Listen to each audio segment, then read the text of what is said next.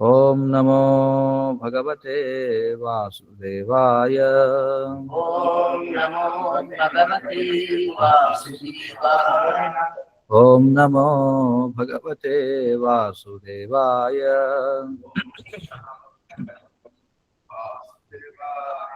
ఓం నమో భగవతే వాసుదేవాయ.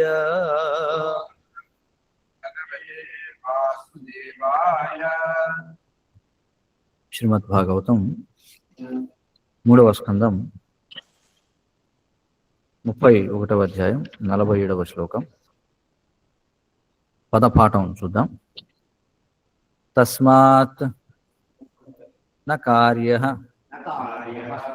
సంత్రాసః న కార్పణ్యం న సంభ్రమః బుద్ధ్వా జీవగతిం ధీరః ముక్తసంగః చరేత్ ఇహ.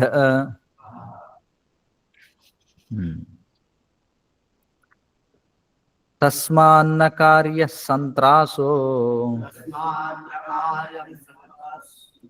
న కార్పణ్యం న సంభ్రమః బుద్ధ్వా జీవగతిం ధీరో ముక్తసంగశ్చరేదిహ.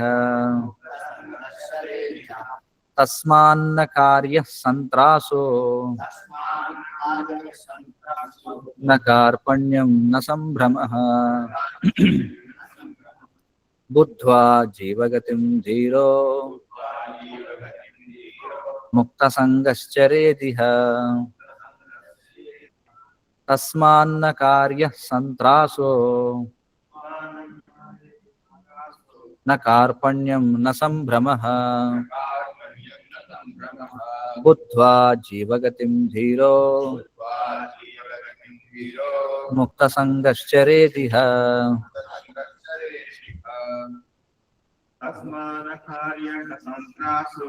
తస్మాన్న కార్యః సంత్రాసో న కార్పణ్యం న సంభ్రమః బుద్ధ్వా జీవగతిం ధీరో ముక్తసంగశ్చరేదిహ. తస్మాన్న కార్యః సంత్రాసో న సంభ్రమః బుద్ధ్వా జీవగతిం ధీరో ముక్తసంగశ్చరేదిహ. తస్మాన్న కార్యః సంత్రాసో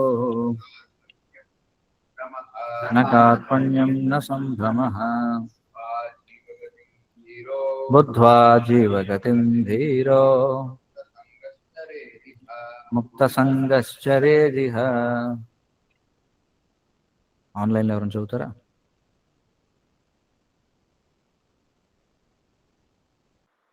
హరే కృష్ణ. తస్మాన్న కార్య సంత్రాసో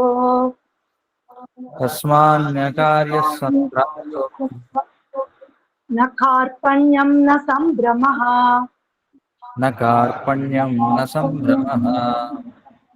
బుద్ధ్వా జీవగతిం ధీరో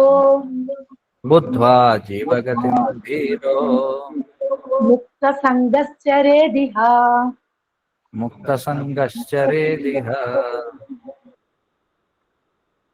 ఎవరున్నారా చదివేవాళ్ళు? ఓకే. ప్రతి పదార్థములు తస్మాత్ మృత్యువు వలన న కార్యః చేయరాదు, సంత్రాసః భీతి, న కార్పణ్యం కృపణత్వము కూడదు, న సంభ్రమః భౌతిక లాభము కొరకై ఆతృత కూడదు, బుద్ధ్వా గుర్తెరిగి, జీవగతిం జీవుని నిజ స్వభావము, ధీరః ధీరుడై, ముక్తసంగః ముక్తసంగుడై, చరేత్ చరించవలెను, ఇహ ఈ ప్రపంచమున. అనువాదం మరియు భాష్యము కృష్ణ కృపామూర్తి శ్రీ శ్రీమద్ అభయచరణ అరవింద భక్తి వేదాంత స్వామి శ్రీల ప్రభుపాద ఇస్కాన్ సంస్థాపకాచార్య. కనుక మనుజుడు మృత్యువును భయముతో గాంచుటగాని, దేహమునే ఆత్మయని పలుకుటగాని, దేహావసరములను భోగించుటయే ఘనమని తలచుటగాని చేయరాదు. జీవుని నిజస్వభావమును గుర్తిరిగి అతడు ముక్త సంగుడై ధీరునిగా ప్రపంచమున చరించవలెను. భాష్యం. జన్మ మృత్యువుల తత్వమెరిగిన బుద్ధిమంతుడు తల్లి యొక్క గర్భమునందును మరియు వెలుపలను గల ఘోరమగు నరకమయ జీవనపు స్థితిని విని మిగుల కలవరపడును. కానీ దానితో సరిపోదు. జీవితపు సమస్యలకు అతడు పరిష్కారమును కనుగొనవలెను. అనగా బుద్ధిమంతుడు ఈ భౌతిక దేహపు దయనీయ స్థితిని అవగతము చేసుకుని అనవసరముగా కలత చెందక ఏదేని పరిష్కార మార్గమునకై యత్నించవలెను. ముక్త పురుషుల సాంగత్యమున చేరినప్పుడు అతడు పరిష్కార మార్గములను తెలుసుకొనగలడు. అందులకై ఎవరు నిజముగా ముక్తులనడి విషయమును కూడా అతడు ఎరుగవలెను. కఠినమగు ప్రకృతి నియమములను దాటి అప్రతిహతముగా శ్రీకృష్ణ భగవానుని భక్తియుత సేవలో నెలకొనిన మహాత్ముడే ముక్త పురుషుడనియు, అతడే బ్రహ్మయందు నెలకొనినాడనియు భగవద్గీత యందు వివరింపబడినది. దేవదేవుడకు శ్రీకృష్ణుడు భౌతిక సృష్టికి పరమైనవాడు. నారాయణుడు భౌతిక సృష్టికి పరమైనవాడని శంకరాచార్యుల వంటి నిరాకారవాది సైతము అంగీకరించింది. నారాయణుడు లేదా రాధాకృష్ణులు లేదా సీతారాముల నిజసేవ యందు నెలకొనిన వాడు ముక్త స్థితిలో ఉన్నవానిగానే తలచబడును. ముక్తి అనగా స్వరూప స్థితిని బడయుటేనని శ్రీమద్భాగవతము సైతము ధృవీకరించినది. జీవుడు భగవానుని నిత్య సేవకుడు కనుక దేవదేవుని ప్రేమయుత సేవలో శ్రద్ధతో నెలకొనినప్పుడు అతడు ముక్త స్థితిలో నిలిచిన వాడేయగును. కనుక మనుషుడు ముక్త పురుషునితో సాంగత్యము నిరుప యత్నించవలెను. అంతటా జన్మ మృత్యువులనడి జీవిత సమస్యలు పరిష్కరింపబడగలవు. భక్తి యోగమును నిర్వహించినప్పుడు మనుషుడు కృపణునిగా నుండరాదు.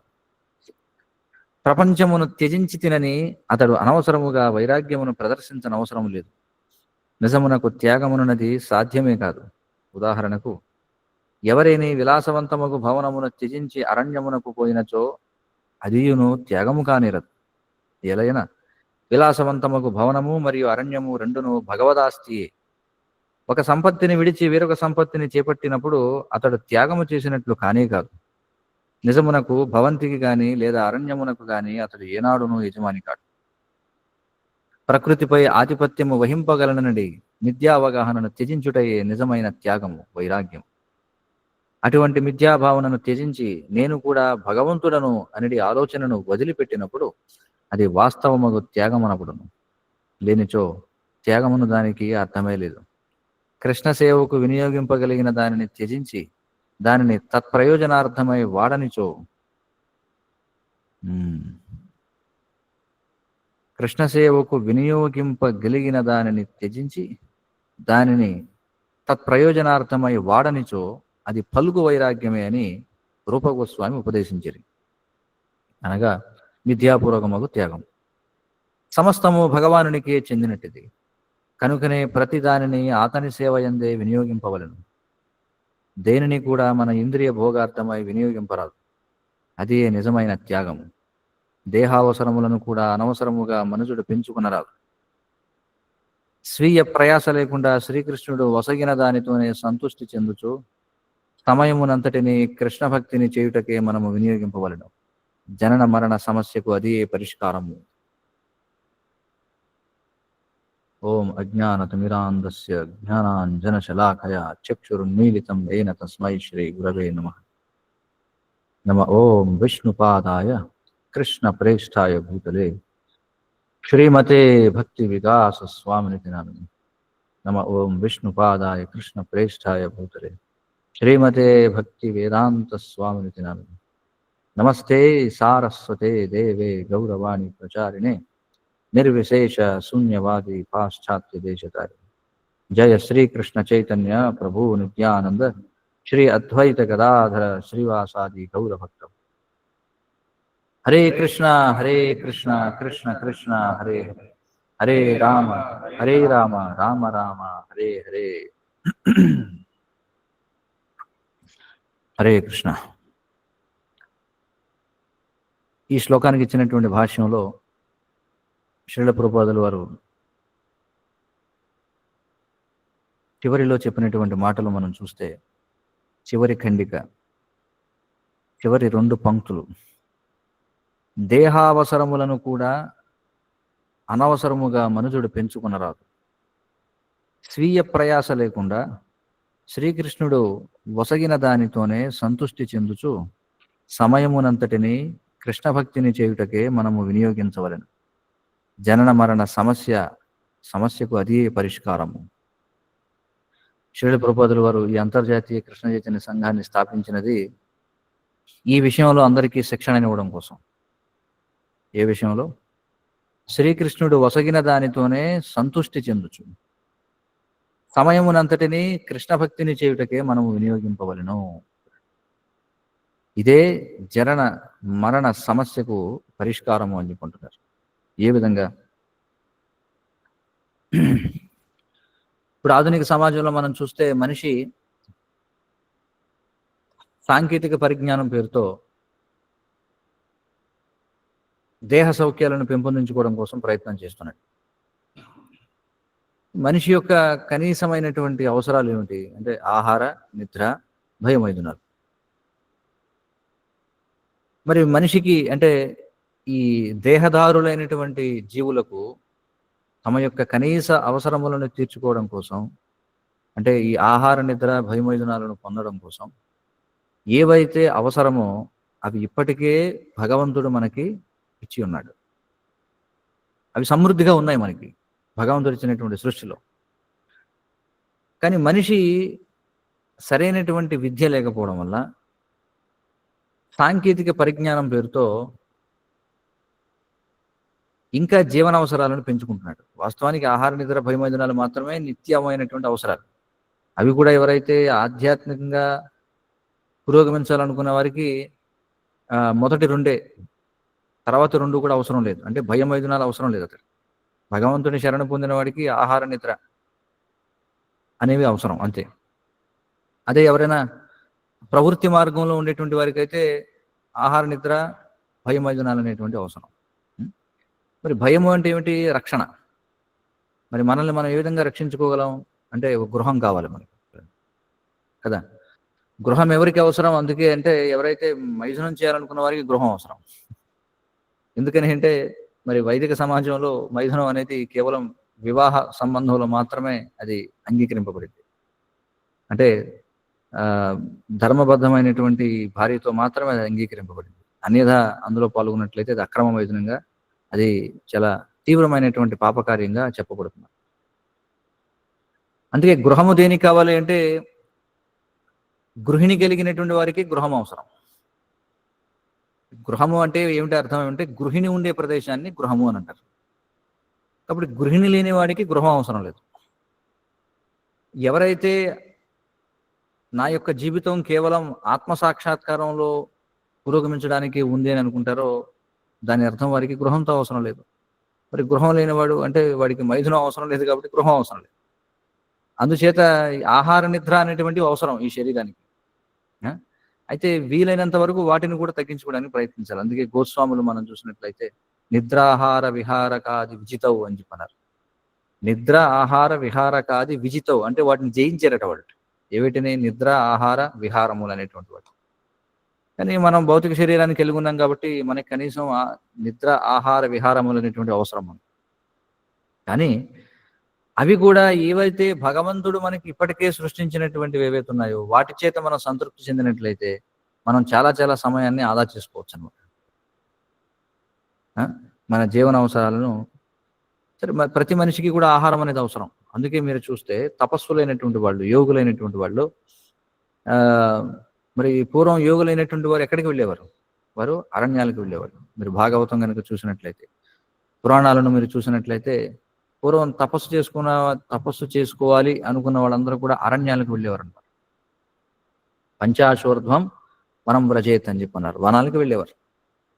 సరే పూర్వం వనాల్లో వారికి కావలసినటువంటి అవసరాలన్నీ కూడా తీరేవి అక్కడ కదా. తాగడానికి చక్కటి సహజమైనటువంటి నీరు, పారుతూ ఉండేది, నీటిని సేవించేవాళ్ళు. అలాగే కందమూల ఫలపుష్పాదులు లభించేవి కదా, అనేక రకాల పండ్లు లభించేవి. అలాగే అనేక రకాల కందమూలములు లభించేవి, అనేక రకాల పత్రములు లభించేవి. మరి మనం చూస్తే ధ్రువుడు వెళ్ళాడు కదా, ధ్రువుడు అరణ్యాలకు వెళ్ళాడు తపస్సు చేయడానికి. కేవలం పండ్లు స్వీకరించాడు కొంతకాలం, తర్వాత కేవలం నీటిని స్వీకరించాడు, తర్వాత ఎండిపోయినటువంటి ఆకులను స్వీకరించాడు, తర్వాత కేవలం వాయుభక్షణం చేశాడు. అలాగే వాళ్ళు పర్ణశాలలు ఏర్పాటు చేసుకునేవారు. పర్ణములు అంటే ఏమిటి? ఆకులు, ఆకులతో కప్పబడినటువంటి వంటికి మనం తాటాకిళ్ళు అనుకుంటున్నాం. అక్కడ రెల్లిగడ్డి, ఇలాంటి దర్భగడ్డి, జమ్ము గడ్డి, ఇలాంటి వాటితో వాళ్ళు శాలలను ఏర్పాటు చేసుకునేవారు. కాబట్టి వారికి రక్షణకి ఇబ్బంది లేదు, తినడానికి నీరు సేవించడానికి ఇబ్బంది లేదు, అలాగే శయనించడానికి ఇబ్బంది లేదు. కాబట్టి వాళ్ళు ఆ విధంగా శరీరాన్ని స్వీకరించినందుకు శరీరాన్ని యోగ సాధనంగా వాడుకోవడం కోసం, అంటే యోగ సాధనంగా వాడుకోవడం అంటే శరీరమాధ్యం కలు ధర్మ సాధనం అన్నారు. ఈ శరీరం అనేది ధర్మ సాధనం. ఈ శరీరం అనేది మనం ఎందుకోసం శరీరాన్ని పోషించాలి అంటే, ఎందుకంటే ఈ శరీరం మనకి భగవంతుని సేవించడానికి ఉపయోగపడుతుంది కాబట్టి. శరీరం లేకుండా మనం సేవ చేయలేం. కాబట్టి శరీరం అనేది దేనికోసం ఉంది? భగవత్ సేవ కోసం ఉంది.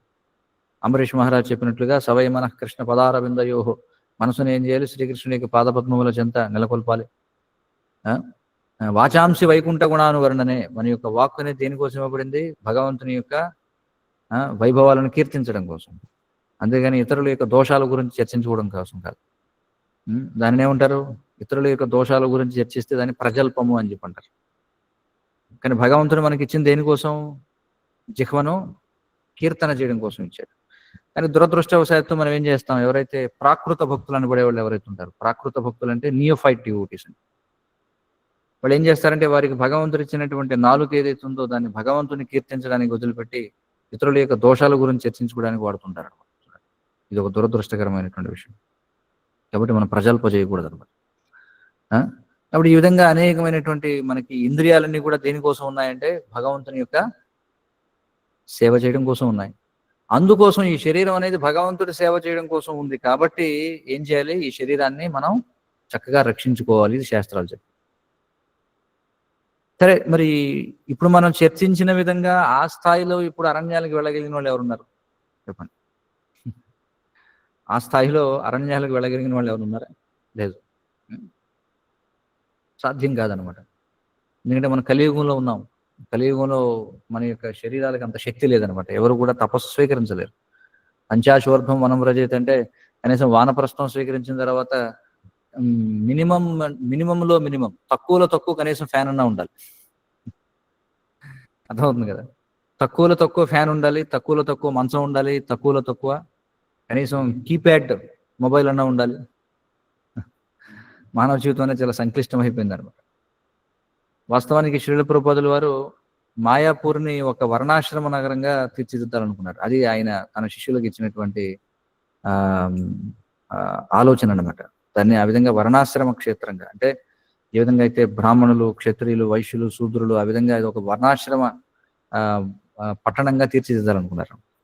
కానీ పూర్తిగా అది పక్కదారి పట్టింది, అది వేరే విషయం.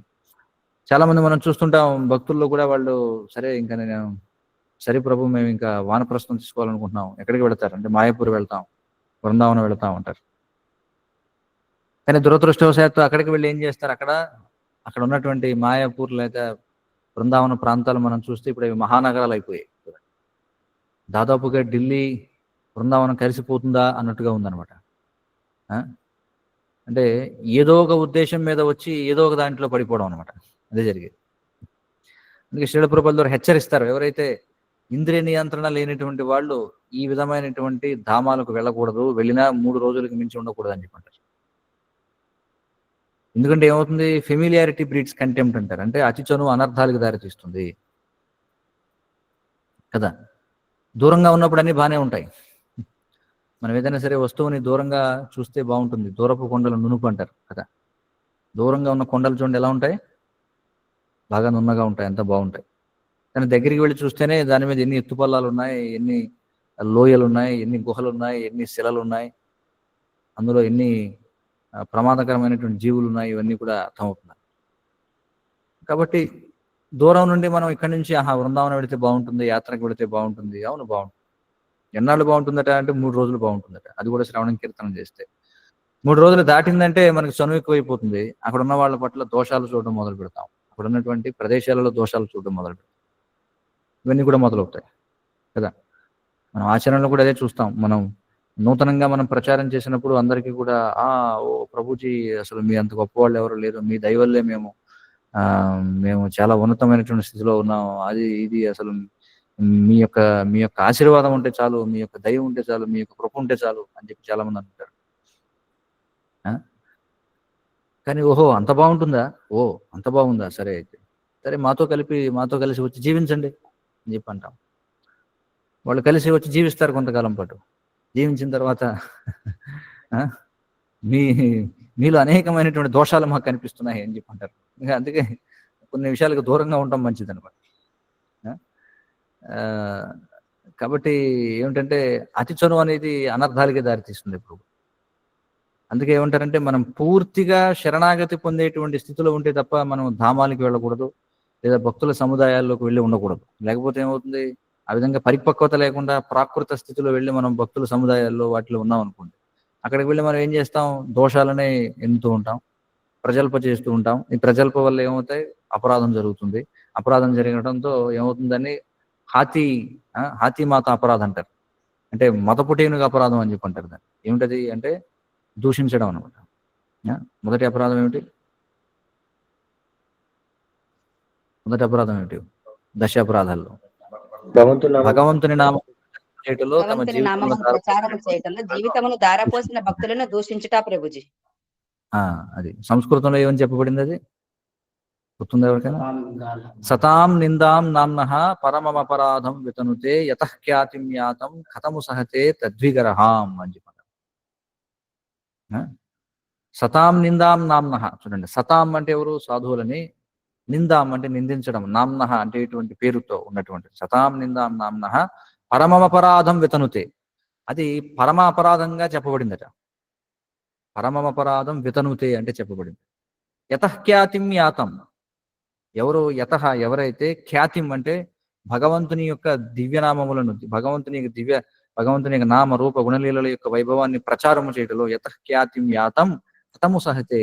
చూడండి, అంటే వాటిని ప్రచారం చేయడంలో నిమగ్నమైనటువంటి వాళ్ళు ఎవరైతే ఉన్నారో తద్విగరహాం అని చెప్పారు. అంటే నిజంగా ఒకవేళ వాళ్ళు నిస్వార్థ భావనతో భగవంతుని యొక్క నామ రూప గుణలీలల యొక్క వైభవాలను ప్రచారం చేయడంలో నిమగ్నమై ఉన్నట్లయితే అలాంటి వారిని మనం దూషించరాదు అని చెప్పారు. అయితే దీనిని సాకుగా తీసుకుని, అంటే ఇంకా వాళ్ళు ఏం చేసినా సరే మనం ఏం మాట్లాడకూడదా అనేటువంటి ప్రశ్న కూడా రావచ్చు. అలానే కాదు, మనం శాస్త్ర దృష్ట్యా ప్రతిదాన్ని కూడా చూడాలి.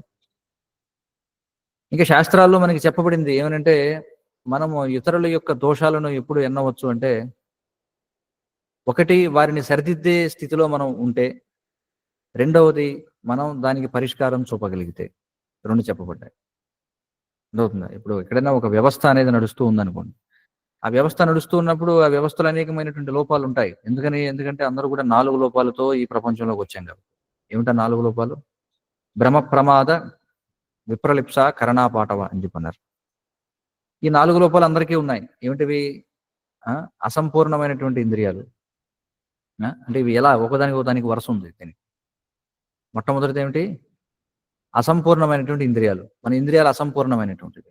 అసంపూర్ణమైనటువంటి ఇంద్రియాలు ఉండడం చేత రెండోది మనం భ్రమకు గురవుతాం. అంతే కదా. అసంపూర్ణమైన ఇంద్రియాలు ఉండడం వల్ల భ్రమకు గురవుతాం. భ్రమకు గురవడం వల్ల ఏం చేస్తాం? తప్పులు చేస్తాం. తప్పులు చేసి దాన్ని కప్పిపుచ్చుకుంటాం. అదే 4వది ఏమిటి? మోస ప్రవృత్తి అని చెప్పంటారు. కాబట్టి పూర్తిగా విశుద్ధ భక్తులయ్యేంత వరకు ఈ 4 లోపాలు ప్రతి ఒక్కరికి ఉంటాయి. ఇది మనం అర్థం చేసుకోవాలి. అవుతుంది కదా. ఇది ఎలాంటిదంటే, ఇప్పుడు చూడండి, ఒక సౌందర్యవతి అయినటువంటి యువతి ఉంది అనుకుందాం. సౌందర్యవతి అయినటువంటి యువతి దూరంగా చూస్తే చాలా సుందరముగా ఉండొచ్చు. కానీ ఈ ఎంత సుందరమైనటువంటి దేహాన్ని అయినా సరే మన దగ్గరికి వెళ్ళి భూతద్దంలో చూసామనుకోండి, ఏం కనిపిస్తుంది అందులో? జుగుప్సాకరమైనటువంటి పదార్థాలు కనిపిస్తాయి. అంతేనే కదా. మనకి సినిమా స్టార్లు మనం చూస్తుంటాం, వాళ్ళు సినిమాల్లో బాగా కనిపిస్తుంటారు అందంగా. అప్పుడప్పుడు చూస్తుంటాం మేకప్ లేకుండా సినిమా యాక్టర్లు ఎలా ఉంటారని కొన్ని వీడియోలు అప్పుడప్పుడు చూస్తుంటారు. వాళ్ళు వీళ్ళు ఒకటేనా అనిపిస్తుంది అనమాట. అర్థమవుతుంది కదా. కాబట్టి వాస్తవాలు ఒక విధంగా ఉంటాయి, బయట కనిపించేది ఒక విధంగా ఉండొచ్చు. కానీ మనం అర్థం చేసుకోవాలి, ఈ భౌతిక ప్రపంచంలో ఉన్నామంటే మనం అందరం కూడా లోపభూయిష్టమైనటువంటి వాళ్ళమే. మరి ఈ లోపాలు ఉన్నాయి కాబట్టి శాస్త్రాలు మనకి ఏం చెప్పాయంటే కొన్ని విధి నిషేధాలు అనేటువంటివి మనకి విధించాయన్నమాట. అంటే అందరికీ లోపాలు ఉన్నాయి కాబట్టే ఈ లోపాలు మనం చేసేటువంటి పనిని ప్రభావితం చేయకుండా ఉండడం కోసం మనకి కొన్ని విధి నియమాలు అనేటువంటివి మనకి పెట్టడం జరిగింది. అంటే ఈ విధి నియమాలను ఎంతవరకు మనం అనుసరిస్తామో అంతవరకు మనం ఈ లోపాల నుంచి బయటపడతాం. ఇది మనం అర్థం చేసుకోవాలి. అందుకని విధి నియమాలు పాటించకుండా ఎవడు కూడా లోపాల నుంచి బయటపడడు. ఏ రోజైతే మనం విధి నియమాలు పాటించడం ఆపేస్తామో ఆ రోజే మన యొక్క లోపాలు బయటపడతాయి. ఆ? మరి విశుద్ధమైనటువంటి భక్తులు ఎవరి యొక్క దేహం అయితే పూర్తిగా ఆ ఏమంటారు ఈ యొక్క దివ్యముగా మారిపోయిందో అలాంటి వాళ్ళ ఉదాహరణలు కూడా మనకు శాస్త్రాల్లో ఉన్నాయి. అంటే ఎవరి యొక్క మలమూత్రములు కూడా సుగంధభరితంగా మారిపోతాయి. అంటే వారి యొక్క దేహం పూర్తిగా దివ్యం అయిపోయింది అనమాట. అంటే వారి యొక్క మలమూత్రములు కూడా దివ్య సుగంధం వస్తాయి. మనకి వృషభదేవుని యొక్క ఉదాహరణ ఉంది శాస్త్రాల్లో. వృషభదేవుడు ఆయన ఏం చేసేవాడు? ఆయన దిగంబరుడుగా ఉండేవాడు, పూర్తిగా అవధూతగా ఉండేవాడు. ఆయన శాస్త్రాల్లో మనకి ఏం చెప్పబడింది? ఆయన మల విసర్జన చేస్తే ఆయన యొక్క మలం యొక్క సుగంధము అంతటా కూడా కొన్ని యోజనముల విస్తీర్ణం వ్యాపించేదట. చూడండి, అర్థమవుతుంది కదా.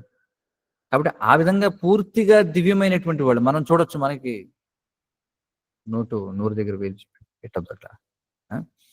మన శ్రీల ప్రభుపాదుల వారిని మనం చూడొచ్చు, ఆ విధమైనటువంటి వ్యక్తి ఆయన. సో కాబట్టి వారిలో ఎక్కడ కూడా మరి మలం అనేటువంటిది ఉండదన్నమాట. చూడండి, అంత దివ్యమైనటువంటి దేహాలు వాళ్ళు. కాబట్టి ఆ స్థాయికి వెళితే తప్ప ఆ స్థాయికి వెళ్ళనంత వరకు మనలో దోషాలు ఉంటాయి.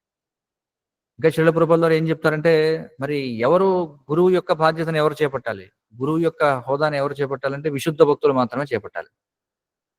ఆ విధంగా చూస్తే ఎవరు ఆ యొక్క బాధ్యతను స్వీకరించకూడదు అని మళ్ళీ చెప్పారు శాస్త్రాల్లో. గురువు యొక్క బాధ్యతను ఎవరు చేపట్టాలి అంటే విశుద్ధ భక్తుడు చేపట్టాలి. మరి విశుద్ధ స్థితిలో ఉన్నవాళ్ళు ఎక్కడున్నారండి? కరువు కదా. అంటే పోనీ ఎవరైతే విశుద్ధ భక్తుడు ఇచ్చినటువంటి ఉపదేశాలను ఖచ్చితంగా అనుసరిస్తే, చూడండి, ఏ మేరకు ఒక వ్యక్తి శాస్త్రములలో ఇచ్చినటువంటి ఉపదేశాలను ఆచరిస్తాడో ఆ మేరకు అతడు విశుద్ధమైన వాడిగా పరిగణించబడాలి అన్నారు. లేదంటే మనం ఎక్కడ వెతుకుతాం?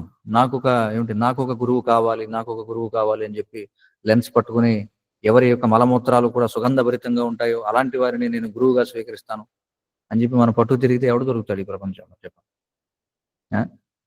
మనం చూడాల్సింది ఏమిటంటే ఎంతవరకు శాస్త్రంలో చెప్పబడినటువంటి మరొక విశుద్ధ భక్తుడు ఇచ్చినటువంటి ఆదేశాలను ఎంతవరకు ఇతడు పాటిస్తున్నాడో అంతవరకు ఇతడు పవిత్రమైనటువంటి వాడు. అలాంటి వారిని మనం గురువుగా స్వీకరించవచ్చు అని చెప్పారు. ఎందుకంటే we are living in a material world. మన భౌతిక ప్రపంచంలో ఉన్న మనం ప్రాక్టికల్గా ఆలోచించాలన్నమాట, ఆచరణాత్మకంగా ఆచరించాలి.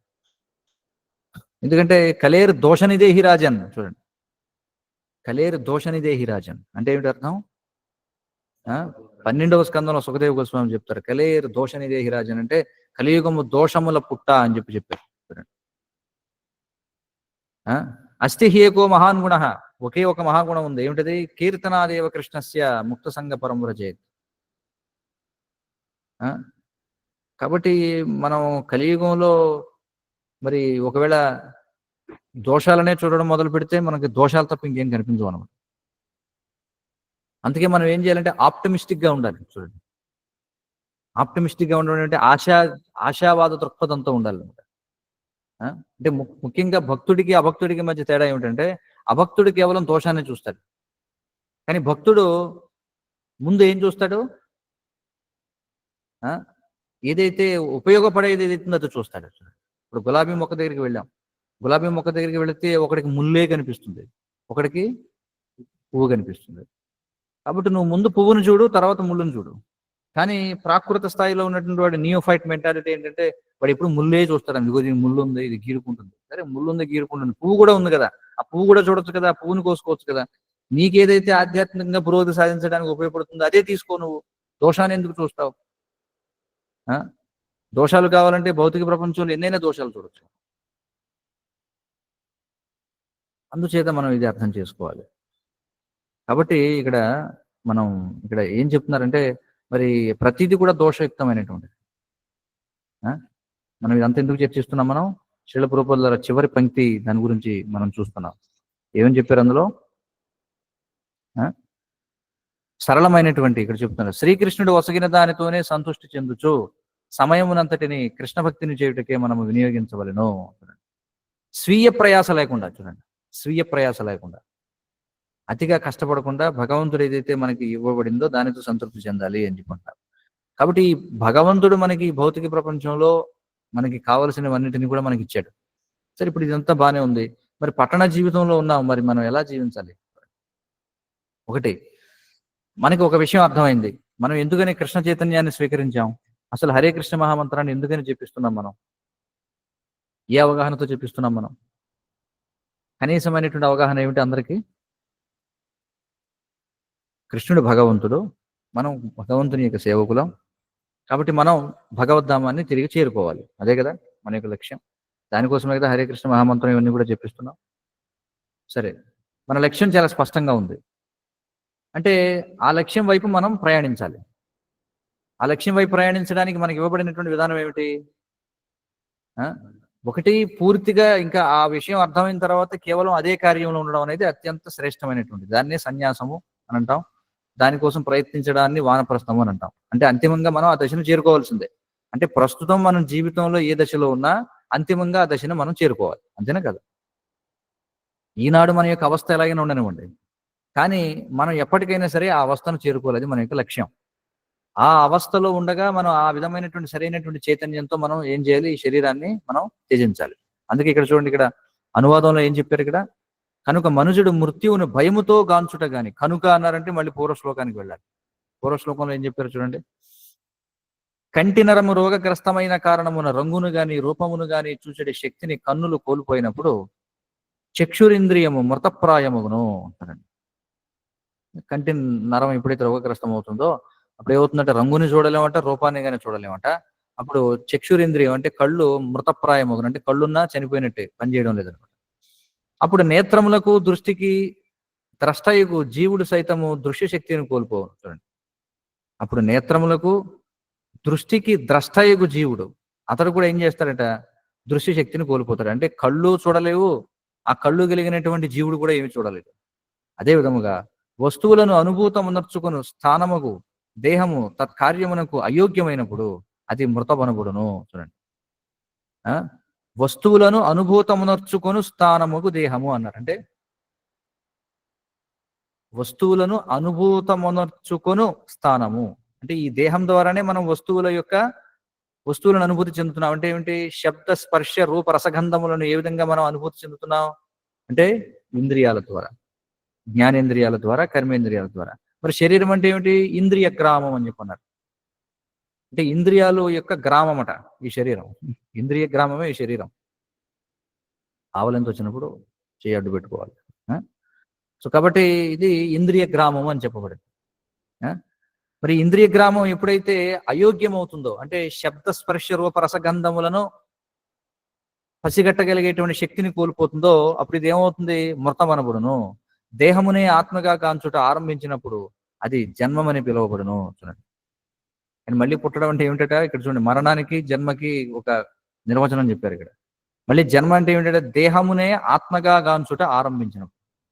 అంటే ఇప్పుడు మళ్ళీ మనం పుట్టగానే మనం ఏ చేతనలో ఉంటాం? ఈ దేహాన్ని నేను అనుకుంటామో కదా. కాబట్టి దాన్ని జన్మమని పిలువబడుతుంది.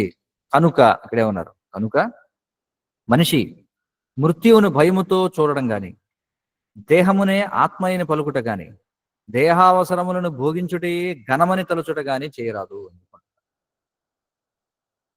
మృత్యువుని భయముతో చూడకూడదట. కానీ అది ఎవరికి సాధ్యం అవుతుంది? మృత్యువుని భయముతో చూడకుండా అనేది ఇక్కడ మనకి చెప్తున్నారు. చూడండి, భాష్యంలో మొదటి ఖండికలో ఏం చెప్తున్నారు? జన్మ మృత్యువుల తత్వమెరిగిన బుద్ధిమంతుడు. జన్మ మృత్యువుల తత్వమెరిగిన బుద్ధిమంతుడు. తత్వము అంటే అర్థం ఏమిటి? తత్వము అంటే సత్యము అని అర్థం. కాబట్టి జన్మ మృత్యువుల గురించినటువంటి సత్యం తెలిసినటువంటి బుద్ధిమంతుడు తల్లి యొక్క గర్భమునందును మరియు వెలుపులను గల ఘోరమగు నరకమయ జీవనపు స్థితిని విని మిగుల కలవరపడునట. చూడండి, ఎవరు కలవరపడతారట వీటి గురించి? ఈ దుఃఖమయ జీవన స్థితి గురించి తెలిసి బుద్ధిమంతుడైనటువంటి వాడు భయపడతాడు. బుద్ధి లేనటువంటి వాడు ఏమంటాడు? ఐ డోంట్ కేర్ అంటాడు. అంతే కదా! బుద్ధిమంతుడు భయపడతాడు. జన్మదినం వచ్చిందంటే భయపడతాడు బుద్ధిమంతుడు. ఎందుకని? ఎందుకని భయపడతాడు? ఇంకో సంవత్సరం అయిపోయింది, మరణం దగ్గరికి వచ్చిందనుకుంటాడు బుద్ధిమంతుడైతే. బుద్ధి లేనివాడైతే ఏమనుకుంటాడు? కమాన్ రండి అందరం మనం బర్త్‌డే పార్టీ చేసుకుందాం. అర్థమవుతుంది కదా! కాబట్టి ఘోరమగు నరకమయ జీవనపు స్థితిని విని అతడు చాలా భయపడతాడట. కానీ భయపడితే సరిపోదని చెప్పి అంటున్నారు. అసలు ఎవడు భయపడటంలా ముందు మొదటి విషయం. అది చాలా నిష్ఠూరం అన్నమాట. అది పక్కన పెడితే భయపడినా కూడా సరిపోదట. ఏం చేయాలట? పరిష్కారాన్ని కనుక్కోవాలని చెప్పి అంటున్నారు. పరిష్కారాన్ని కనుక్కోవాలి అంటే బుద్ధిమంతుడు ఈ భౌతిక దేహం యొక్క దయనీయ స్థితిని అర్థం చేసుకుని అనవసరముగా కలత చెందకుండా ఏదైనా పరిష్కారం కోసం ప్రయత్నించాలి అని చెప్పి అంటున్నారు. కలవరపడాలి సరే, కానీ అనవసరముగా కలత చెందకూడదు. పరిష్కారం కోసం ప్రయత్నం చేయాలి. ఏం చేయాలి? పరిష్కారం ఏమిటి? ముక్త పురుషుల సాంగత్యమున చేరినప్పుడు అతడు పరిష్కార మార్గములను తెలుసుకొనగలడు. ముక్త పురుషులు అంటే ఎవరు? అంటే ఈ భూమి మీద ఉండగా కూడా ముక్తి సాధించినటువంటి వాళ్ళు. మరి ఎవరండి? దానికి ఏమన్నా ఒక సర్టిఫికేట్ ఎవరన్నా ఇవ్వాలా? ఏదో ఇస్కాన్ డిసైపుల్ కోర్సు భక్తి శాస్త్రి సర్టిఫికేట్ ఇచ్చినట్టుగా ముక్త పురుషుడు అనే సర్టిఫికేట్ ఎవడిస్తాడు మనకి చెప్పండి? మిగతా సర్టిఫికేట్లన్నీ పొందొచ్చు. ఇస్కాన్లో చాలా సర్టిఫికేట్లు ఉన్నాయి. ఆ సర్టిఫికేట్లు పొందొచ్చు. కానీ వీడు ముక్త పురుషుడని ఎవరు వచ్చారు సర్టిఫికేట్? ఎవరిని అడగాలి వీళ్ళు మనం? చూడండి, అందుకని తర్వాత చెప్తున్నారు చూడండి, అందుకని ఎవరు నిజముగా ముక్తులనే విషయాన్ని కూడా మనం తెలుసుకోవాలి. అంతే కదా! మరి సరే, ముక్త పురుషుల దగ్గరికి వెళితే మనకి పరిష్కారం తెలుస్తుంది అన్నారు. కానీ ఎవరు ముక్త పురుషులో తెలిసేది ఎలా? అందుకే మనం ఏం చేయాలి? శ్రీల ప్రభుపాదుల యొక్క గ్రంథాలను చదవాలి. కాబట్టి ఎవరు పరిణతి సాధించిన భక్తుడు, ఎవరు ప్రాకృత భక్తుడు, ఎవరు ఉత్తమ భక్తుడు అనే దాన్ని మనం ఎలా నిర్ణయించాలి? వాళ్ళ యొక్క గొంతు బాగుంది కాబట్టే, లేకపోతే చూడడానికి బాగున్నారు కాబట్టే, లేకపోతే మంచి మంచి జోకులు పాటలు బాగా పాడుతున్నారు కాబట్టే, లేకపోతే సబ్స్క్రైబర్లు ఎక్కువ ఉన్నారు కాబట్టే, ఎక్కువ లైకులు వస్తున్నాయి కాబట్టే కాదు. శాస్త్ర దృష్ట్యా చూడాలి. శ్రీల ప్రభుపాదుల వారి గ్రంథాల యొక్క దృష్ట్యా చూడాలి. అర్థమవుతుంది కదా? అంటే ఇప్పుడు చూడండి, మనం పనసకాయ కొనాలి. మనం ఎవరో చెప్పారు పనసకాయ కొనుక్కురానన్నా అని చెప్పి.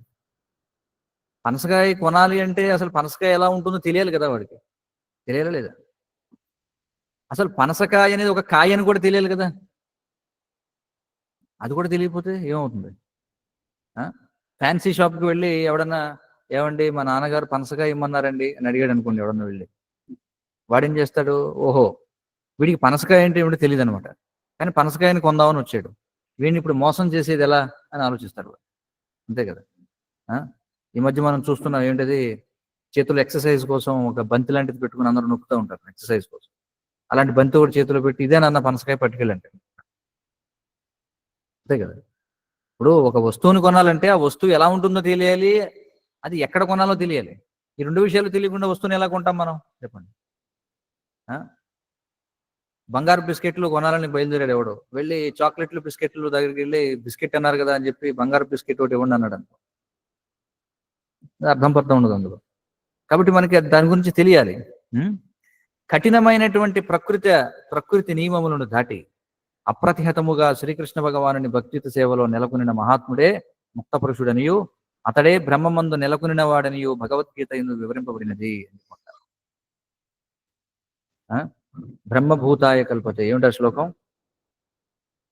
బ్రహ్మభూత ప్రసన్నాత్మ నశోచతి నకాంక్షతి సమస్సర్వేషు భూతేషు మద్భక్తిర్లభతే పురా.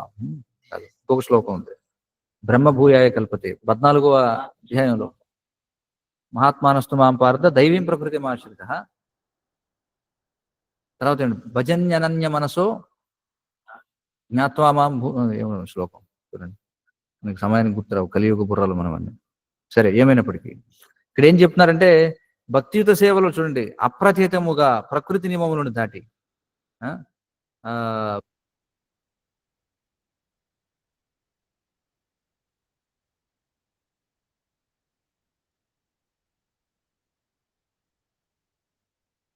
కాబట్టి ఇక్కడ ఏం చేయాలంటున్నారు ఇక్కడ చూడండి, భక్తియుత సేవలో ముందు కఠినమైనటువంటి ప్రకృతి నియమములను దాటి, ప్రకృతి నియమాలు చాలా కఠినమైనటువంటివి, మరి వాటిని దాటడం అంటే ఏమిటి అర్థం?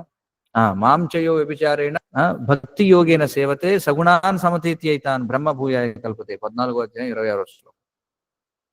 ఇది 14వ అధ్యాయంలో లాస్ట్ బట్ 1 శ్లోకం అనమాట. 26వ శ్లోకం. 27వ శ్లోకంలో ఆయన బ్రహ్మణో హి ప్రతిష్టాహం అని చెప్పి అంటాడు. ఇదైతే బ్రహ్మం అని చెప్పి నేనే ఆధారం అంటాడు. ఇప్పుడు ఇక్కడ ఏమంటున్నారు? మాం చేయో అవ్యభిచారేణ. చూడండి, వ్యభిచారం అంటే ఏమిటి?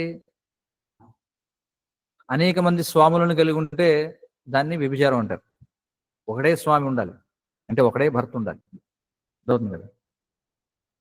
కాబట్టి మాంచయు అవ్యభిచారేణ అంటే నన్నే ఏకైక లక్ష్యముగా కలిగి ఉండి, అంటే శ్రీకృష్ణ భగవాను ఏకైక లక్ష్యముగా కలిగి ఉండి భక్తి యోగేన సేవతే, భక్తి యోగంతో ఎవరైతే సేవ చేస్తారో వాళ్ళు ఏం చేస్తారు? సగుణాన్ సమాన్, అంటే వాళ్ళు ఈ ప్రకృతి త్రిగుణాలను దాటతారో, దాటి బ్రహ్మభూయాయ కల్పతే అని చెప్పి. మరి ఇది ఎలా తెలుస్తుందండి ప్రకృతి నియమములను దాటి? అంటే చిన్న చిన్న ఉదాహరణలు మనం చూడొచ్చు. అంటే బాగా లోతుంటే వాటి గురించి మనం చెప్పుకోపోవడం లేదు ఇక్కడ. చిన్న చిన్న ఉదాహరణలు ఏమిటండి అంటే, సరే పలానా గురువు గారు ఎవరి మంగళారతిలో కనిపించట్లేదు, ఏమైందండి అంటే రాత్రి చాలా ఆలస్యంగా ప్రచారానికి వెళ్ళొచ్చారండి, మంగళారతికి రాలేకపోతున్నారండి. ఏమండి గురువు గారు ఎక్కడ కనిపించడం వల్ల మంగళారతిలో ఏమైందండి? చలిగా ఉందండి బాగా, అందుకని ఈరోజు రావటం లేదండి మంగళారతి. చిన్న చిన్న విషయాలు, పెద్ద పెద్దవేమో మనం చూడాల్సిన అవసరం లేదు. ఏవైతే కనీసం వంటివి ఏవైతే ఇచ్చారో ఆచార్యులు వాటినైనా అనుసరిస్తున్నారా లేదా? కాబట్టి ఏవైతే మనకి నియమ నిబంధనలు చెప్పబడ్డాయి, మద్యం, మాంసం, దూదం, వ్యభిచారం, వీటికి దూరంగా ఉండడం, ఎలాంటి పరిస్థితుల్లో అయినా సరే అహైతుకి అప్రతిహత అని చెప్పన్నారు. అంటే చేసేటువంటి భక్తి కూడా దేనికోసం చేయడం, ఎందుకోసం సేవ చేయాలి అంటే ఏదో భౌతికమైనటువంటి లాభాల కోసం ఇప్పుడు కూడా భగవత్ సేవ చేయకూడదు. అర్థవుతుంది కదా. ఏమిటయ్యా సేవ ఎందుకోసం, సేవకి ఎందుకోసం రాలేదు ఇవాళ అంటే నాకు చెప్పినటువంటి జీతం ఇవ్వలేకపోయారు అందుకని రావడం, అది భక్తి అవుతుందా? కాదు. ఏదైనా ఒక భౌతికమైనటువంటి కోరిక కోసం చేయడం, లేకపోతే ఎవరో మందలించారు, ఏదో అందులో లోపం ఏదో ఉందని అతన్ని సరిదిద్దారనమాట, కాబట్టి నేను రాను, ఎందుకంటే నన్ను మందలించారు కాబట్టి నేను రాను. అహైతుకి అప్రతిహత చూడండి, అంటే ఏదో ఒక భౌతిక కారణం కూడా కోసం చేయకూడదు, ఎలాంటి అవాంతరాలు వచ్చినప్పటికీ కూడా సేవని ఆపకూడదు అని చెప్పారు. లేదా ఏమయ్యా ఏమిటి ఈ మధ్య కనిపించట్లేదు, నాకు నచ్చిన సేవ ఇవ్వలేదు కాబట్టి రావడం లేదు. దీనిలో అనేక రకాల దశలు ఉంటాయన్నమాట. కొంతమంది ఏమంటారు, నాకు నచ్చిన సేవ అయితేనే నేను చేస్తాను, లేకపోతే నేను చేయను. సరే కొంతమంది సరే నచ్చిన సేవ వచ్చింది కానీ నన్ను అందులో మందలించారు కాబట్టి నేను రాను సేవకు. ఇలా అనేక రకాలు ఉంటాయి. అంటే ఈ భక్తి అనేది కూడా మనం కర్మ మిశ్ర భక్తి, జ్ఞాన మిశ్ర భక్తి, యోగ మిశ్ర భక్తి ఉంటాయి. మనం చేసేటువంటి భక్తి కూడా మిశ్రమంగా ఉంటుంది అనమాట. కర్మ మిశ్ర భక్తి అంటే ఏమిటి అంటే ఏదో భౌతికమైనటువంటి కోరికను ఆశించి భక్తి చేసేవాళ్ళు ఉంటారు కొంతమంది. ఒక వ్యక్తి బాగా వచ్చేవాడు మందిరానికి, కొన్నాళ్ళు కనిపించలేదు, ఏమయ్యా నువ్వు రావట్లేదు ఏమిటి అంటే, మందిరం బయట పెట్టిన సైకిల్ ఎవరు ఎత్తుకెళ్ళిపోయారండి నాది. అంటే కృష్ణుడి గుడికి వచ్చిన సైకిల్ ఎత్తుకెళ్ళిపోతే ఇంకా అంటే బేసిక్గా కృష్ణుడి గుడికి నువ్వు వచ్చావు కాబట్టి కృష్ణుడు నీకు సైకిల్ స్టాండ్కి కాపలా ఉండాలా? ఇంకొకటి అంటాడు, ఏమైనా నువ్వు రావట్లేదు, చెప్పులు పోయినాయండి, అమెజాన్లో 6,000 పెట్టి కొనుక్కున్నాను చెప్పులు.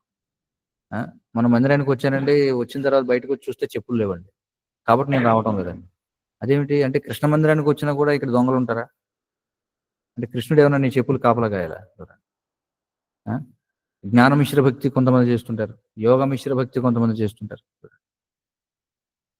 కాబట్టి విశుద్ధమైనటువంటి భక్తియుత సేవలో నెలకొనిన మహాత్ముడే ముక్త పురుషుడు అనబడతాడు, అతడే బ్రహ్మమందు నెలకొనిన వాడు అని చెప్పుకుంటున్నాడు. కాబట్టి ఏ విధంగా కృష్ణుడు దివ్యమైనటువంటి వాడు అనేది మనకి ఈ తర్వాత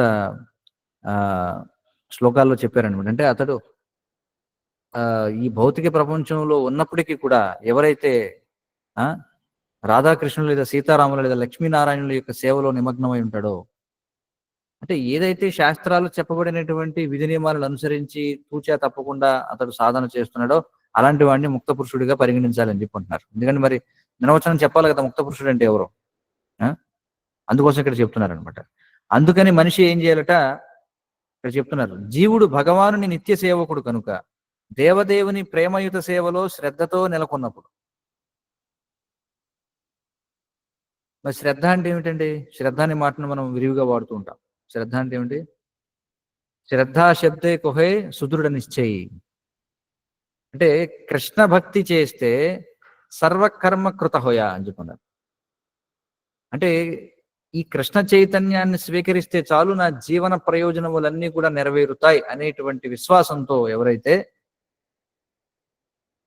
ఉంటారో వారినే దానిని శ్రద్ధ అని చెప్పి అంటారు. చూడండి, శ్రద్ధ అనేది కూడా సులభమైన విషయం కాదనమాట. చూడండి ఏం చెప్పారు ఇక్కడ? శ్రద్ధా శబ్దకు హే సుదృఢ నిశ్చయి. చూడు దాని యొక్క నిర్వచనం. కృష్ణ కర్మ కృత హైల సర్వ అంటే కృష్ణుని యొక్క సేవ చేస్తే చాలు అన్ని ప్రయోజనములు కూడా నెరవేరుతాయి.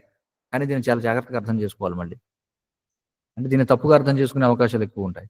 అంటే కృష్ణ భక్తి చేస్తే నా యొక్క ప్రయోజనాలన్నీ నెరవేరుతాయంటే ఇక్కడ భౌతిక ప్రయోజనాలు చెప్తున్నారా? భౌతికమైనటువంటి ప్రయోజనాలు కాదు ఇక్కడ. భౌతికమైన నెరవేరొచ్చు, నెరవేరొచ్చు, అందులో సందేహం లేదు. కానీ ఇక్కడ ఆధ్యాత్మిక ప్రయోజనం గురించి చెప్తున్నారు. ఆధ్యాత్మిక ప్రయోజనం అంటే ఏమిటి? దేనికోసం అయితే ఈ మానవ జన్మ మనం పొందామో ఆ ప్రయోజనం నెరవేరుతుంది అని అర్థం. ఈ లోపు భౌతికమైనటువంటి అవసరాలు కూడా తీరొచ్చు. అందుకే కృష్ణుడు చెప్తున్నాడు, చతుర్విధా భజంతే మాం జనానా సుకృత్నోర్జున ఆర్ధో అర్ధార్థి జిజ్ఞాసు జ్ఞానీచ భరతర్షభ. 4 తరగతుల వ్యక్తులు నేను ఆశ్రయిస్తాడని చెప్పుకుంటున్నాడు కృష్ణుడు. ధనము కోసం కొంతమంది, లేదా దుఃఖ ఉపశమనం కోసం కొంతమంది, జిజ్ఞాసతో కొంతమంది, అప్పటికే తత్వపరమైన జ్ఞానం ఉన్న వాళ్ళు కొంతమంది. అదవుతుంది కదా. ఈ విధంగా వస్తారని చెప్పి ఇక్కడ కృష్ణుడు చెప్పడం జరిగిందనమాట. కానీ వచ్చిన తర్వాత వాళ్ళు జీవితాంతం అలాగే మిగిలిపోకూడదు. ఆ విధంగా మిగిలిపోయారనుకోండి, అప్పుడు అది భక్తి కాదనమాట. వాళ్ళు పురోగమించాలి అక్కడి నుంచి. కాబట్టి చైతన్య చరితామృతంలో శ్లోకం ఇది. శ్రద్ధా శబ్దకు హే సుదృఢ నిశ్చయి అని చెప్పున్నారు. దృఢమైనటువంటి నిశ్చయం ఉండాలి. ఏమిటి దృఢమైన నిశ్చయం? నేను కృష్ణ చైతన్యాన్ని స్వీకరించాను కాబట్టి నా జీవిత ప్రయోజనం నెరవేరుతుంది అనేటువంటి ఆ విధమైనటువంటి శ్రద్ధతో నెలకొన్నప్పుడు అతడు ముక్త స్థితిలో నిలిచిన వాడు అవుతాడు అని చెప్పుకుంటున్నారు. శ్రద్ధా శబ్దే విశ్వాసక హే సుదృఢ నిశ్చయి. చైతన్య చరితామృతంలో శ్రద్ధా శబ్దే విశ్వాసక హే సుదృఢ నిశ్చయ కృష్ణే భక్తి కైల సర్వకర్మ కృత హోయా అని చెప్పున్నారు. అంటే శ్రీకృష్ణునికి దివ్యమైనటువంటి భక్తియుత సేవను చేయడం ద్వారా వ్యక్తి సహజంగానే అన్ని కార్యాలను చేసిన వాడు అయిపోతాడు. కాబట్టి ఈ యొక్క తీవ్రమైనటువంటి దృఢమైనటువంటి నిశ్చయం అంటే భక్తియుత సేవకు అనుకూలమైనటువంటి దానిని ఏమంటారు? శ్రద్ధ అని చెప్పుంటారు. మనం ఏదో ఆదౌ శ్రద్ధ అంటాం, ముందు శ్రద్ధ ఉండాలండి. అంటే ముందు ఇది ఉండాలట. ముందు అసలు శ్రద్ధ స్థాయిలో ఉన్న వాళ్ళు ఎవరున్నారు చెప్పండి? ఈ నిర్వచనాన్ని బట్టి చూస్తే దీక్ష తీసుకునేటువంటి వాళ్ళు కూడా చాలా మంది శ్రద్ధ అనేటువంటి స్థాయిలో లేరు. అవునంటారా కాదంటే? ఇక్కడ చూడండి, ఇక్కడ ఏం చెప్తున్నాను, మళ్ళీ చదువుతున్నాను. శ్రద్ధ అంటే ఏమిటట? శ్రద్ధ అంటే ఊరికే ప్రతి ఆదివారం మందిరానికి వస్తాను అది కాదు శ్రద్ధ అంటే. లేదా రోజు మందిరానికి కూడా ధనం పెట్టుకుంటాను, శ్రద్ధ అంటే ఇది కాదు. ఏమంటున్నారు చూడండి, శ్రీకృష్ణ భగవానునికి ప్రేమపూర్వకమైనటువంటి భక్తియుత సేవను చేయడం ద్వారా సహజముగానే ఆల్ సబ్సిడరీ యాక్టివిటీస్ అంటే ఉపకార్యాలన్నీ కూడా, ఉపకార్యములు అంటే ఏమిటి? అసలు కార్యం ఏమిటి? శ్రీకృష్ణ భగవాను సేవించడం. ఉపకార్యాలంటే ఏమిటి? ఈ లోపు మనం శరీరాన్ని పొందాం కాబట్టి ఆహార నిద్ర ఇవన్నీ ఉన్నాయి, దానికి కావాల్సినటువంటి ఏవైతే ఉన్నాయో ఇవన్నీ కూడా చేసినట్లే అని అర్థం చేసుకోవడం అంట. ఇవన్నీ కూడా సంపూర్ణమైనట్టే అని అర్థం చేసుకోవడం. కాబట్టి ఈ విధమైనటువంటి తీవ్రమైన నిశ్చయం ఏదైతే ఉందో భక్తియుత సేవకు అనుకూలమైనటువంటి దాన్ని శ్రద్ధ అని అంటారు అని చెప్పారు. చూడండి మనం ఎక్కడున్నాం, మనకు ఆ శ్రద్ధ ఉందా? మరి నేను కూడా చూసుకోవాలి, నాకు ఆ శ్రద్ధ ఉందా లేదో నిర్వచనాన్ని బట్టి చూస్తే. ఎప్పుడైతే ఆ విధమైనటువంటి శ్రద్ధతో మనం వస్తామో, కానీ దురదృష్టవశాత్తు ఆ విధమైనటువంటి శ్రద్ధతో రారు అందరూ కూడా. ఏదో ఒక భౌతికమైనటువంటి కోరికతో వస్తారు. వారు అనుకున్నటువంటి భౌతికమైన కోరిక తీరదు. కాబట్టి ఏం చేస్తారు? వాళ్ళు భక్తిని భగవంతుణ్ణి దూషించడం మొదలు పెడతారు. కనుక మనుషుడు ముక్త పురుషునితో సాంగత్యం చేయడానికి ప్రయత్నించాలి. అప్పుడు ఏమవుతుందట? జన్మ మృత్యువులనే జీవిత సమస్యలు పరిష్కరింపబడతాయి. ఊరికే అంత సులభం కాదనమాట. Chant Hare Krishna and go back to godhead. అవును, chant Hare Krishna and go back to godhead. Hare Krishna చెప్పించండి, భగవద్ధామానికి వెళ్ళండి. నిజమే అది, కానీ దానికి వివరణ ఇవ్వాలన్నమాట చాలా. మరి ఇక్కడ ఏమంటారు, భక్తి యోగాన్ని నిర్వహించేటప్పుడు మనిషి కృపణునిగా ఉండకూడదు. కృపణుడు అంటే ఎవరు? లోభి, పిసిని కొట్టివాడిగా ఉండకూడదు. అనవసరమైనటువంటి వైరాగ్యాన్ని ప్రదర్శించకూడదని చెప్పుకుంటారు. వైరాగ్యం అంటే చాలా మంది తప్పుగా అర్థం చేసుకుంటారు. వైరాగ్యం అంటే ఏమిటి అంటే, నేను ఒక వస్తువుని త్యజించాను అనుకోవడమే వైరాగ్యం అనుకుంటారు. అంటే నాకు ఫలానాది అవసరం లేదు, త్యజించాను. కానీ ఇక్కడేం చెప్తున్నారంటే, త్యజించడానికి నువ్వెవడవయ్యా? నువ్వెవడవి త్యజించడానికి? ఎందుకంటే నీదైతే నువ్వు త్యజించగలవు. వాస్తవానికి ప్రతిదీ ఎవరిది? సర్వలోక మహేశ్వరం. ఎవరు సర్వలోక మహేశ్వరం? ఎవరు? కృష్ణుడు సర్వలోక మహేశ్వరుడు. అర్థవుతుంది కదా? సర్వలోక మహేశ్వరుడు ఎవరంటే కృష్ణుడు అనమాట. కాబట్టి సర్వము కృష్ణుడికి చెందినదే. నువ్వు వదిలేసేది కృష్ణుడికి చెందినదే, వదిలేసి ఇంకొకటి తీసుకునేది కృష్ణుడికి చెందినదే. మరి నువ్వు ఇక్కడ వైరాగ్యం అంటే ఏమిటి అర్థం? దాన్ని అర్థం చేసుకోవాలి. వైరాగ్యము, రాగము అంటే అర్థం ఆసక్తి అని అర్థం. ఏమిటి ఆసక్తి? భోగించాలనేటువంటి ఆసక్తి.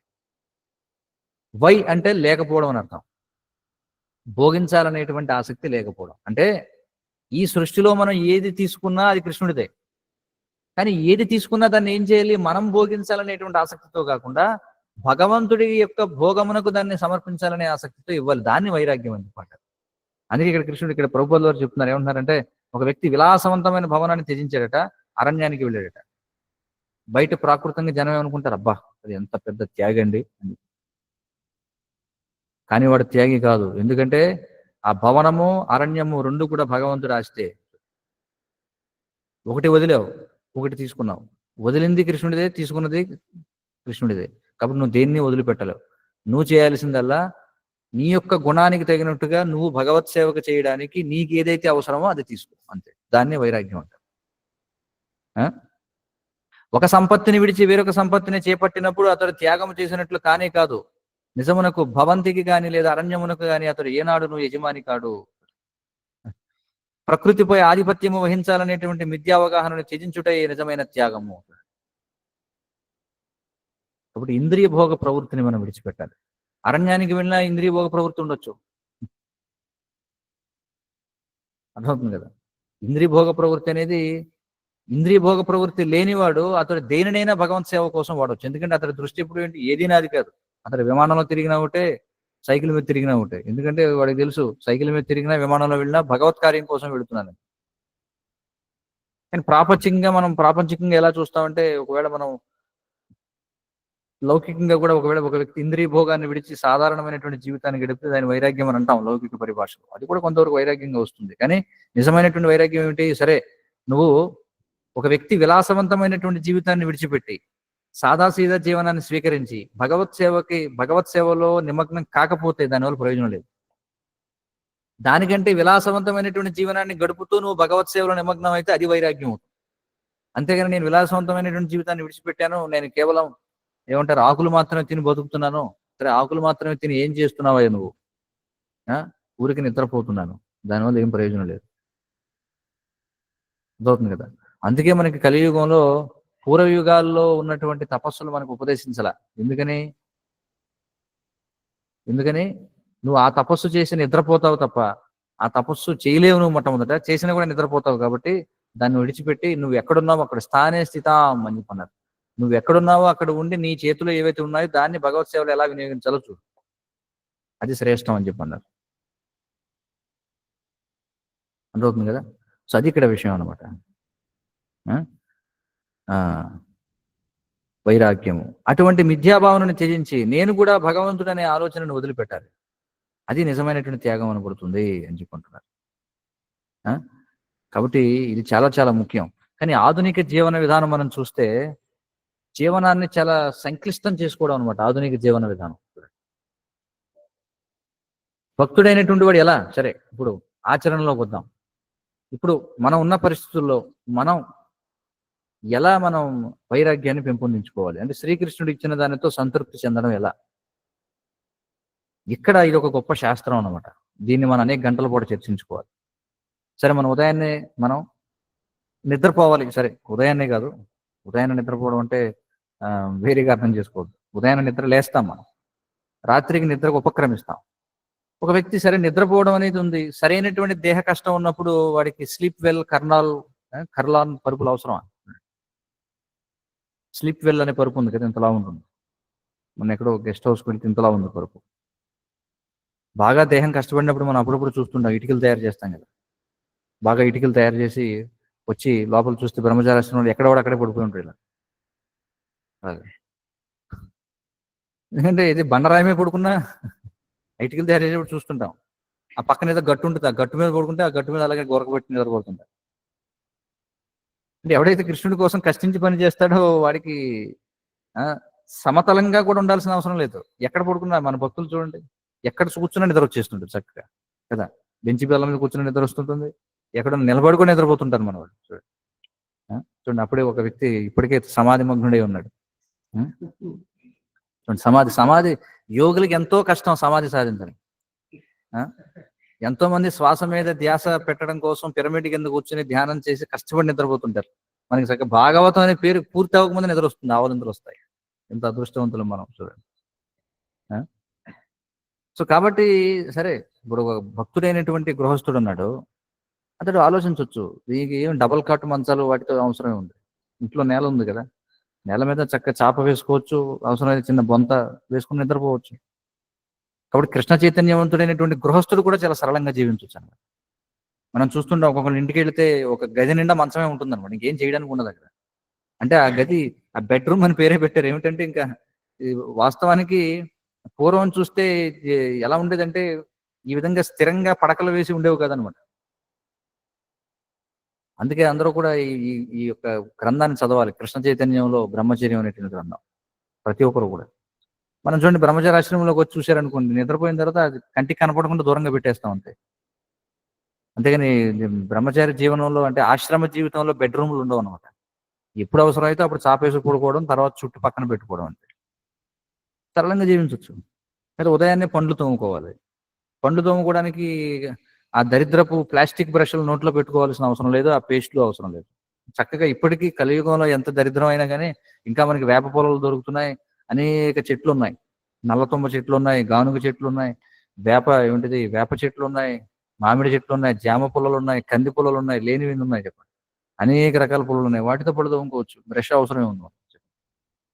ప్రకృతి సిద్ధంగా బ్రష్లోనే పేస్ట్ కూడా కలిపి ఉంటుంది, ప్రత్యేకించి పేస్ట్ అవసరంలా, వేప పుల్ల పెట్టి తోముకుంటే. అవును కదా, అందులోనే పేస్ట్ కూడా మిశ్రితమై ఉంది. రోజుకో కొత్త బ్రష్ని వాడచ్చు. చూడండి, ఉదయాన్నే లేవగానే మనం మూచి నోట్లో పెట్టుకుంటాం అనమాట. అదే టూత్ బ్రష్ వాడు 6 నెలల పాటు వాడు ఉంటాడు. ఆ ప్లాస్టిక్ కుచ్చులు పెట్టుకుని లోపల బాగా అరగదీస్తూ ఉంటాం అనమాట. చూడండి, అవసరం లేదు. ఈ విధంగా చిన్న చిన్న సూచనలు ఇక్కడ చెప్పేది. అలాగే మనం ఆహారం భుజించాలి. ఆహారం సరళమైనటువంటి మన ప్రాంతంలో లభించేటువంటి కూరగాయలతో సంతృప్తి చెందొచ్చు. ఎక్కడో ఇంపోర్టెడ్ వెజిటేబుల్స్, ఇంపోర్టెడ్ ఫ్రూట్స్, లేకపోతే ఇంపోర్టెడ్ ఏవేవో తెచ్చుకోవాల్సిన అవసరం లేదు. మన ప్రాంతంలో సహజంగా లభించే వాటితో మనం జీవించవచ్చు. ఈ విధంగా సరళంగా జీవిస్తే ఆరోగ్య సమస్యలు కూడా రావు ఎక్కువ. ఇవి కొన్ని చిట్కాలు అనమాట. ఇలాంటివి ఎన్నో చేయొచ్చు మనం. జిహ్వ చాపల్యం, ప్రతిరోజు కూడా ఏదో విలాసవంతమైనటువంటి విందు అవసరం లేదు. చాలా సరళంగా మనం ఏదైతే వండుకోవచ్చో అవి వండుకొని తినొచ్చు. ప్రతిరోజు డీప్ ఫ్రైలు చేయాల్సినటువంటి అవసరం లేదు, పన్నీరు ప్రతిరోజు అవసరం లేదు. భగవంతుడికి మనం విలాసవంతంగా మనం పెట్టొచ్చు. కానీ శాస్త్రాలు ఏం చెప్తున్నాయంటే వ్యక్తి తన స్తోమతకు తగిన విధంగా విగ్రహారాధన చేయొచ్చు అని చెప్పారు శాస్త్రాల్లో. అంటే ముఖ్యంగా గృహస్థుల విషయానికి వస్తే వారి యొక్క స్తోమతని బట్టి వాళ్ళు భగవంతునికి ఏవే పదార్థాలు పెట్టాలనేది పెట్టొచ్చు. అని మందిరంలో ఉండేటువంటి ప్రమాణాలు వేరుగా ఉంటాయి అన్నమాట. మందిరాల్లో ఖచ్చితంగా ఆ ప్రమాణాన్ని పాటించాల్సి. సో ఇలా ఏమిటంటే కృష్ణుడు ఇచ్చిన దాంతో మనం సంతృప్తి చెందొచ్చు అనమాట. ఏదో లేని దానికోసం ఏదో ప్రాకులాడడం. సరళంగా మనం ఎక్కడ ఉంటున్నామో ఆ ప్రాంతానికి తగినట్టుగా మనం జీవించవచ్చు, సరళమైనటువంటి ఆహారాన్ని స్వీకరించవచ్చు. కాబట్టి ఆ విధముగా మనం ఏం చేయాలి, అప్పుడు సమయం ఆదా అవుతుంది అనమాట. అలాగే ప్రతిదాన్ని సంక్లిష్టం చేసుకున్నాం అనుకోండి, ఇంకా ప్రకృతి సహజంగా ఉన్న ప్రదేశాల్లో జీవిస్తే చాలా మనకి నిర్మాణాలు కూడా కలిసి వస్తాయి. చూడండి, పూర్వం అందరూ కూడా నదుల యొక్క పక్కన జీవించేవారు. ఎందుకంటే నదుల పక్కన జీవించేవాడికి మరుగుదొడ్లు అవసరం లేదు, వాడికి స్నానపు గదులు అవసరం లేదు. ఇప్పటికీ కూడా మీరు చూస్తే శ్రీకాకుళం వైపుకి వెళ్ళి చూస్తే అక్కడ ఏవైతే నదులు కాలువలు ఉంటాయో అక్కడ ఇప్పటికీ కూడా స్త్రీలకు ప్రత్యేకమైనటువంటి స్నానఘట్టాలు ఉంటాయి, పురుషులకి ప్రత్యేకమైన స్నానఘట్టాలు ఉంటాయి. ఇప్పటికీ స్త్రీ పురుషులు వెళ్ళి అక్కడే స్నానం చేస్తూ ఉంటారు. వాళ్ళకి విలాసవంతమైనటువంటి మరుగుదొడ్లతో కూడా ఇది లేదండి. మీరు చూడండి, శ్రీల ప్రభుపాదుల వారు భాగవతం మొదటి స్కందంలో ఆయన రాస్తారు. ఏమంటారంటే, కృష్ణ చైతన్యవంతమైన సమాజం ఉంటే అప్పుడు ఈ టాయిలెట్లతో సబ్బులతో పనే ఉంది అంటారు, టూత్ పేస్ట్లతో పనే ఉందని. మీరు ఎవరైనా చదివారో లేదా ఆ భాష? చాలా సరళంగా జీవించవచ్చు అనమాట. కానీ దురదృష్టవశాత్తు ఎవరైతే భక్తియుత సాధన చేసేవారు కూడా చాలా సంక్లిష్టమైనటువంటి జీవన విధానాన్ని అనుసరిస్తూ ఉంటారు. మనం ఏదో గొప్ప గొప్ప తపస్సులు చేసే ముందు ముందు ఇలాంటివి చిన్న చిన్నవి, ముందు టూత్ బ్రష్ పేస్ట్ మానండి, తర్వాత చూద్దాం ఉత్తమమైనటువంటి భక్తి గురించి. ముందు భక్తిని ముందు ఉదయాన్నే పళ్ళు తోముకునే పుల్లతోటో, లేకపోతే మీకు అది నచ్చలేదు అనుకోండి ఇంకొక రోజు బొగ్గు పొడితో తోముకోవచ్చు. అది కూడా నచ్చలేదు అనుకోండి ఇంకొక రోజు కచ్చిక పొడితో తోముకోవచ్చు. అనేక రకాల వెరైటీలు ఉన్నాయి కదా.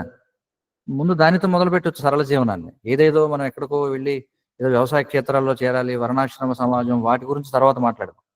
ముందు వేప పళ్ళు మొదలు పెట్టండి. ముందు నోట్లో ఉదయాన్నే నోట్లో పెట్టుకునే దాంతో ముందు మొదలు పెట్టండి భక్తి. క్రమక్రమంగా మనం ముందుకెళ్ళొచ్చు.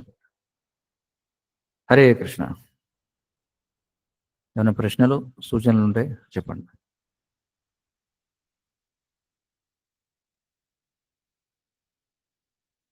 ఎవరికైనా ఏమైనా ప్రశ్నలు ఉన్నాయా?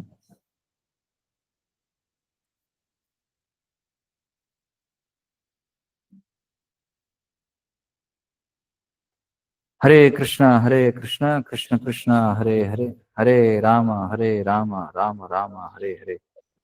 గ్రంథరాజ్ శ్రీమద్ భాగవతం की जय. जगद्गुरु श्रील प्रभुपाद की जय.